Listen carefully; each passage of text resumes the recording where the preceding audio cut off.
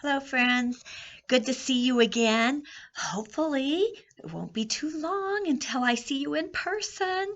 Um, this will be, I hope, my second to the last video I make for you. I'll make this one and then one tomorrow, and then next Tuesday I'll see you. It's going to be great.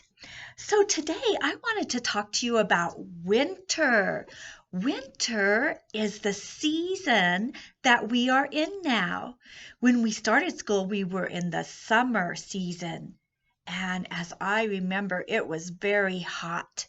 And we wanted to, excuse me, drink lots of water because we were sweating whenever we went outside. And we didn't want our blankets on when we took our naps. And now it is very cold. It has changed a lot.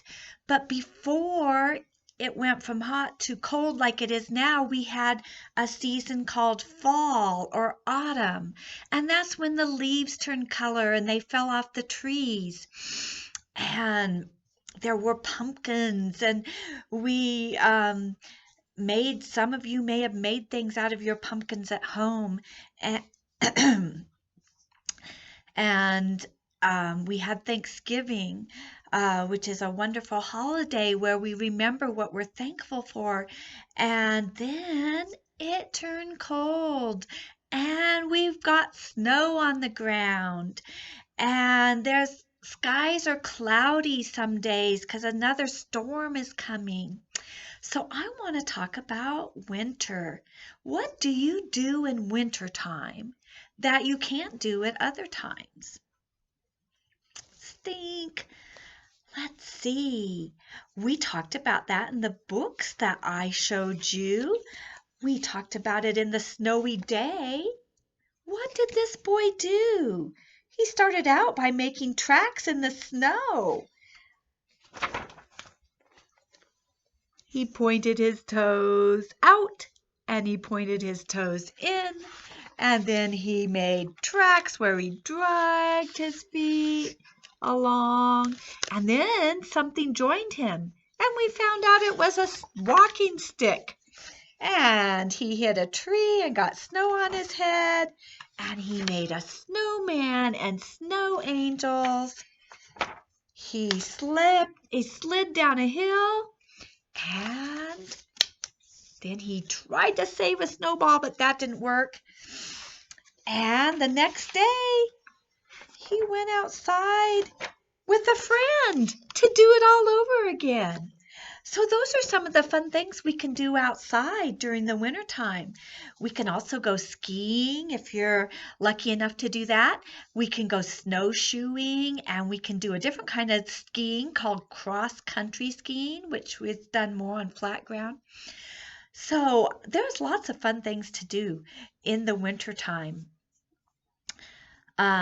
But sometimes we have to spend more time inside because it is so cold outside. And we can't go outside unless we have time to put all our special clothes on and shoes and hats and gloves and maybe a mask on our face because it's so cold. So what do you do inside during the wintertime? One of the things this boy did was he took a bath when he came inside because he was so cold. A thing I like to do is drink hot chocolate. That's really nice and it warms me up. Um, I end up eating more soup in the wintertime because that warms me up too and tastes good when it's cold outside. Um, Maybe there's something that you like to do inside in the wintertime. I like to read, so you can look at books or have your parents read to you. You can color, you can draw. Basically, you can do everything inside that you can do all the rest of the year. It's just that you might have to do more of it during the wintertime. And then I was wondering, what do you think animals do in the wintertime? We don't see as many animals outside as we do during the spring and summer. We do see some birds in the air a lot. We see a lot of Canada goose and Canada geese. And I think a lot of Canada geese fly south for the winter where it's warmer, and they hang out there until it gets warmer up here, and then they come back. But I think a lot of our Canada geese are non-migrating geese. That means they stay here the whole year. But they do seem to fly from one side of town to the next, 'cause I see them up in the air a lot. Um, but there are some animals we just don't see. And we talked about one of those animals. We've talked about a couple of those animals in our story reads. And one last year that I read to you on the video was called One Snowy Night. And it talked about a little hedgehog. Hedgehogs are very small and they hibernate during the winter. And here it shows the little hedgehog in a pile of leaves, and he was sound asleep. But something woke him up in the middle of winter, and that was another story. Then earlier before you went home, we read this book, Bear Snores On. Bears hibernate in the winter too. They don't hibernate quite as well as some other animals because they sometimes wake up. You know, we sometimes have warmer days in the winter and they might wake up and walk around, but for the most part, they sleep during the winter. And that is good because it would be harder for them to find food in the winter. When they live up high in the mountains, where they live up high in the mountains, there's more snow on the ground, and when there's snow on the ground, it's harder for them to find berries and nuts and things that they like to eat. So some animals fly south, some animals sleep. What can you think of anything else that animals do in the wintertime? Some animals are awake. Yeah, there's animals that live way up north, like polar bears. They stay awake during the wintertime. And they can still find food. It might be a little harder, but they find it. Penguins live where it's real cold, and it doesn't bother them. They have nice warm bodies. They might have a little extra fat on their bodies to keep them warm in the wintertime. I think polar bears do. And they eat a lot before wintertime comes, and that helps them get through the winter too. Anyway, so we'll talk more about winter when you get back to school, but I just wanted you to start thinking about winter and what you do differently and what animals do differently and what looks different outside during the wintertime. Now, I have a special poem for you, and we will do this when you come back. But I wanted to introduce it to you today, and we will do the poem, and I will have to do some of the fun things. But when you come back, you'll get to do those fun things for me, and I can't wait to have your help again. So here is my poem, and if you can see it up here, it has snowmen in it. It is called 5 Little Snowman Fat. I'm going to have to lean over here. It'll be, you can't read the words real well, but that's okay. I'll tell them to you and then you listen. And you're going to see something special that my snowmen can do because Angie made this special. So you wait and see the fun thing that my snowman can do. It says 5 little snowmen fat. Let's count our snowman. Do we have 5? 1, 2, 3, 4, 5. We don't need that hand there. Maybe I'll use that to look at the words, okay? So I see one has a top hat. See this black hat on top? This one has a fuzzy red hat with white fur around it, kind of like Santa Claus or Mrs. Claus. This has a blue striped hat. And look, these two have scarves that match. Oh, this has kind of a rounded black hat, and it has a little vest on it. Oh, here's another striped hat, red and green, and a striped scarf.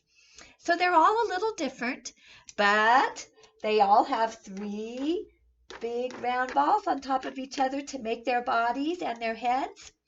And it looks like almost, well, let's see, 3 of them have carrot noses, and this one has branches for its arms. So you can look at them when you come back to school and see all the differences and similarities, things that are the same between them all. All right, let's finish the poem now. 5 little snowmen fat, each with a funny hat. Out came the sun. See my sun over here? It's nice and bright and shining, no clouds that day. And melted one. Just like in our story, maybe the snowman got drooped because it melted. What a sad thing was that? Down, down, down. Oh, let's see what this first snowman looks like when it's melted. Oh, look, there's just a pile of snow and a hat left. So now, how many snowmen do I have left? I have 1, 2, 3, 4 left. So we'll say 4 little snowmen fat, each with a funny hat. Out came the sun and melted one. What a sad thing was that? Down, down, down. Oh, there's my second snowman with another pile of snow and just its funny hat is left. You know what? I hear some rhyming words. Do you hear rhyming words in this poem? Let's see if you can find them. I'll give you a hint. The rhyming words are often at the end of a sentence, the end of a thought. Remember, at the end of the sentence, we put a period, and we usually take a little pause when we're talking, so you can tell where the end of a sentence is, okay? So listen and see if that word rhymes with the word at the end of the next sentence. All right, 5 little snow. Oh, we don't have 5 anymore. How many do we have? 1, 2, 3. 3 little snowmen fat, each with a funny hat.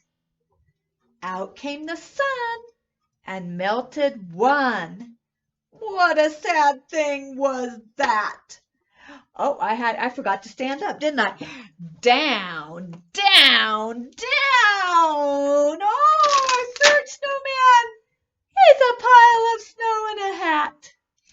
So I thought fat rhymed with a couple other words. Did you hear those words? One was hat, fat, hat. They have the same ending sounds. That means they rhyme. And I heard one more that rhymed with that. It was that. Fat, hat, that. All have rhyming words. So let's stand up again. Let's count how many snowmen we have left. 1, 2. Now let's read our poem again. 2 little snowmen fat, each with a funny hat. Out came the sun and melted one. I hear some more rhyming words. Sun and one have the same ending sounds. Those rhyme too. What a sad thing was that? Down, down, down. Oh, another pile of snow with a funny hat. Okay, now we just have 1 snowman left. Let's read the verse one more time. And now you should be able to hear all the rhyming words. 1 little snowman fat, each with a funny hat. Out came the sun and melted one. What a sad thing was that? Down, down, down. And there's our last snowman. Just a pile of snow and a hat. So I hope you guys have fun with the snow. I'm sure it will snow a few more times this year, and you will get to make some snowmen. I will see you again tomorrow. So have a great day. Bye-bye.